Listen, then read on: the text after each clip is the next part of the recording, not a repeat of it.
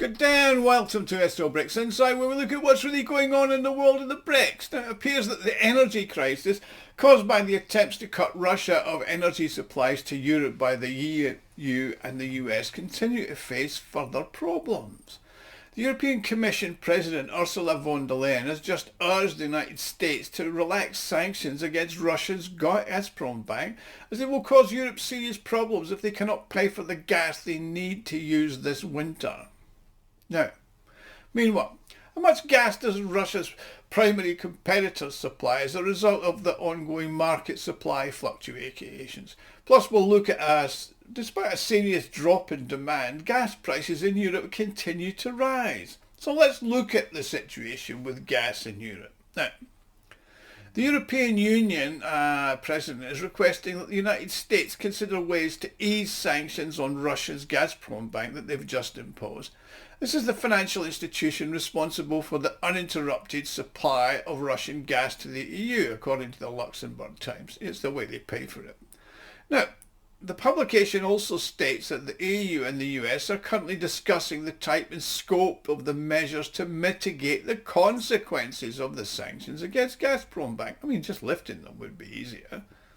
This follows warnings from major European governments like Hungary, Austria and Slovakia, and companies that the sanctions are posing a serious threat to the security of supplies in the region and could cause severe problems for the population.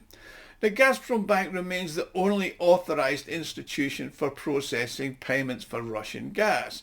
The banks have indicated they'd be receptive to any solution that would prevent the inadvertent violation of US sanctions. Now, the newspaper's sources indicate that following options are under discussion with close negotiation, whether it's possible to legally make payments through Gazprom's subsidiary in Luxembourg or whether they can use other payment channels. Now, we all know the EU has been pursuing the diversification of its supply sources, including the utilisation of liquefied natural gas from the US as a recent strategy. Consequently, the proportion of Russian pipeline gas in EU imports has declined from over 40% in 2021 to 8% last year. However, that said, pipeline gas and LNG from Russia combined represents approximately 15% of EU imports, while this is in line with the current market leaders. Now, Norway's become the largest supplier to the EU, accounting for 30% of the market, plus the United States is sometimes eager to supply the European market, but only when the price in Europe is higher than it is in Asia. So it supplied 19% of Europe's gas needs through its LNG exports. So it's not exactly a monopoly, is it? 81% from other sources. Now, before I continue, I'd like to make an appeal. If you like and enjoy my videos, you can help me fund the channel and my website SCOBRICSinsight.com to further develop them. You can do this by making a small donation, which can be done by clicking on the thanks button at the bottom of the video screen. Now, everybody who does donate gets a personal thank you from me. Now, following the expiration of Gazprom's 5-year transit contract, which comes to an end on 31st of December this year, Russia's share of gas supplies to Europe is going to decline further. That doesn't mean the outlook for it looks positive. Austria continues to source the majority of its gas from Russia via the Ukraine. Hungary gets 80% of its gas from Russia, while the Czech Republic has initiated its importation of large quantities of gas from Russia again. Serbia is currently in negotiations with Russia with the objective of extending its gas supply contract that is due to expire in March. This is a view to maintaining Gazprom's current supply volumes. Now, following the 2022 energy crisis, there was a significant increase in demand for gas. As a result, gas prices reached almost €350 per megawatt hour. Now, that led to the closure of numerous industrial plants and a reduction in operations and jobs across Europe. The high price of gas undermined the competitiveness of many European businesses, particularly energy-intensive ones, which either closed down or relocated.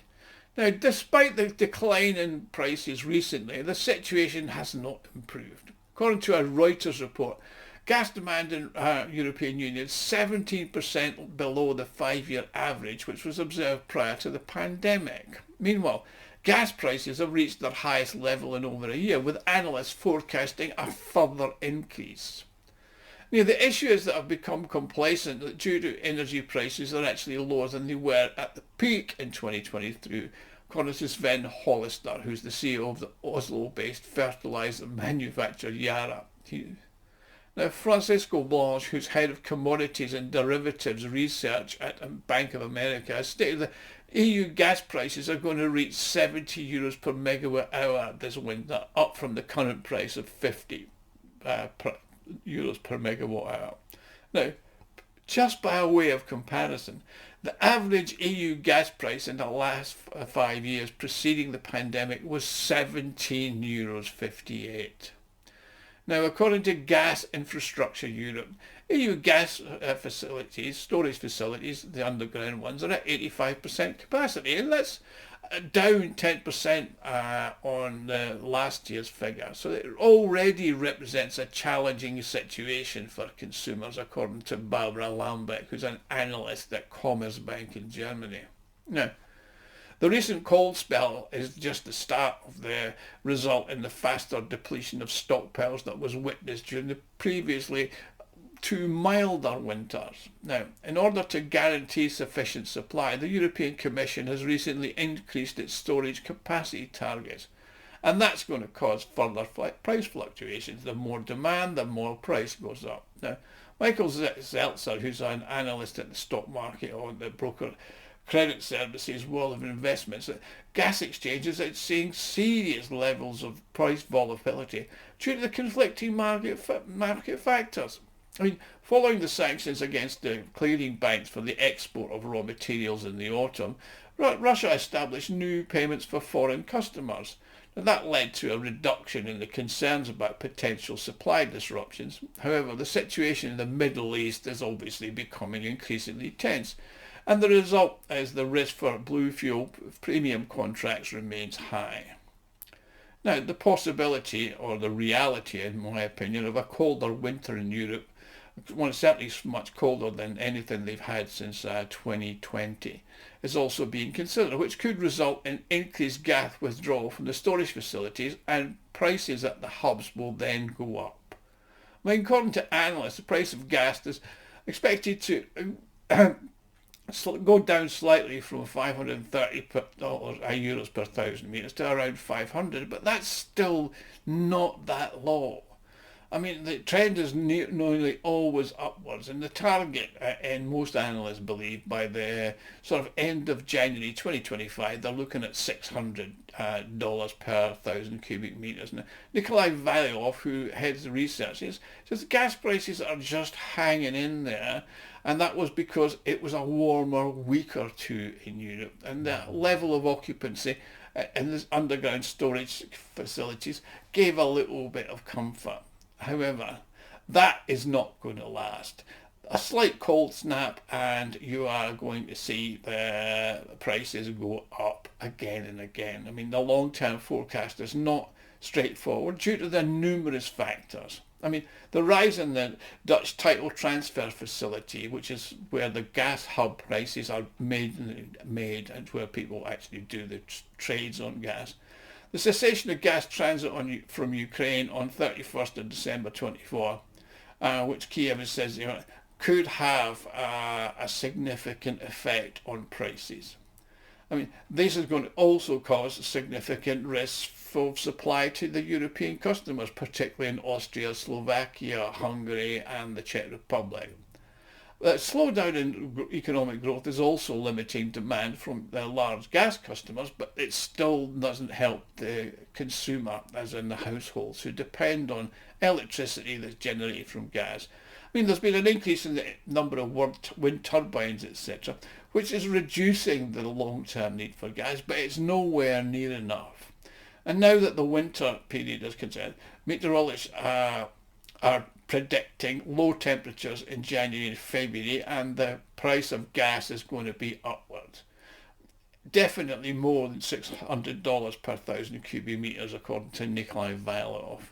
The population will be using gas intensively to heat their homes, plus the cooking, etc.